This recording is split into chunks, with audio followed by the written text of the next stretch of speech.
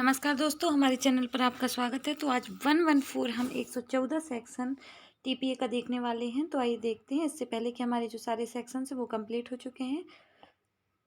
इसमें देखते हैं क्या बात बताई गई है। जहाँ की स्थावर संपत्ति के पट्टे का पर्यवसान भाटक न देने के संवरण द्वारा हो गया है और पट्टाकर्ता पट्टेदार को बेदखल करने के लिए वाद लाता है, वहाँ यदि वाद की सुनवाई में पट्टेदार पट्टाकर्ता को बकाया भाटक उस पर ब्याज सहित, इसमें ये बताया गया है कि जहाँ पर जो भाटक है वो न देने के कारण पट्टादार का अधिकार उस पे से समाप्त किया जाता है, मतलब उस संपत्ति को जब्त किया जाता है भाटक ना देने के कारण।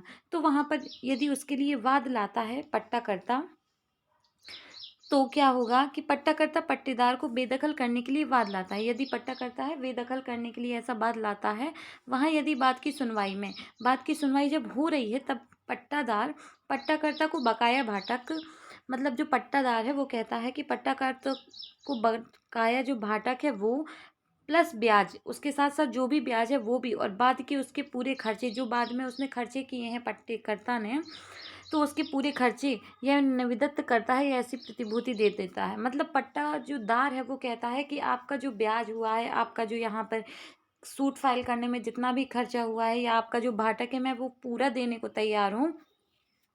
इसके लिए या तो वो पूरा पैसा दे देता है या फिर क्या करता है कि उसके लिए कोई प्रतिभूति दे देता है, मतलब कोई ऐसी संपत्ति दे देता है, उसके पास पैसा नहीं है जो उसके लगभग की संपत्ति होती है, मतलब वो भी ऐसी कोई संपत्ति है जो इतनी रकम तक की होती है जो उनकी ऐसे खर्चों को पूरा करने के लिए है, सही है, जिससे न्यायालय को ऐसा संदाय 15 दिन में किए जाने के लिए पर्याप्त समझता है। तो न्यायालय बेदखली के लिए डिक्री देने में बदले पट्टेदार को संपरण से मुक्ति देने का आशय दे सकेगा और तदुपरि पट्टेदार पट्टाकृत संपत्ति को ऐसे धारित करेगा मानो संपरण हुआ ही नहीं था।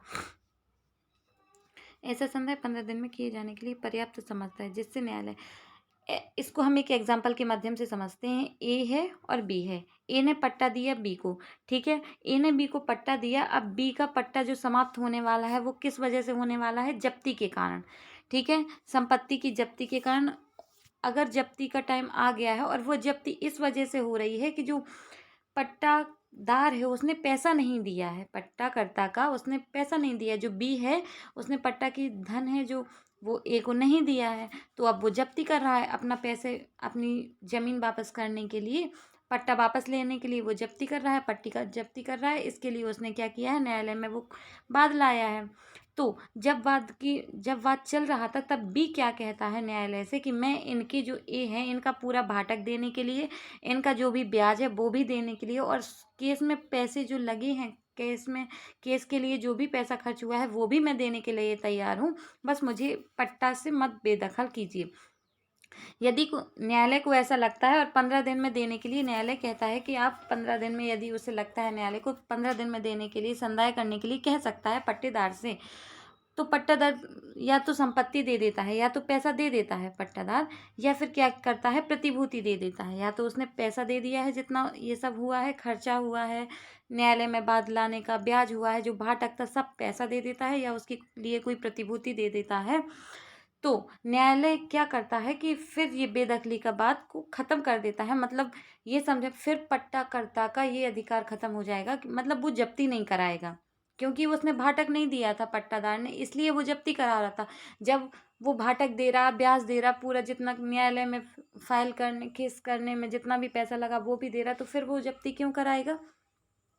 तो यदि न्यायालय समझता है तो 15 दिन में वो पूरे पैसे दिलवा देगा, या फिर उसके लिए प्रतिभूति पट्टादार दे देता है, और जब वो पैसे दे देता है या पट्टाकर्ता को क्या देता है, प्रतिभूति दे देता है, तो फिर उसके बाद जो पट्टादार है उसको वह पट्टा संपत्ति मिल जाएगी और माना जाएगा कि ऐसी जप्ती कभी हुई ही नहीं थी। बस इसमें यही बात की गई है। आई होप आपको समझ में आया होगा। यदि आपको वीडियो अच्छा लगता है तो सपोर्ट कर सकते हैं, यदि कोई कमी लगती है तो बता सकते हैं। Thank you, bye bye.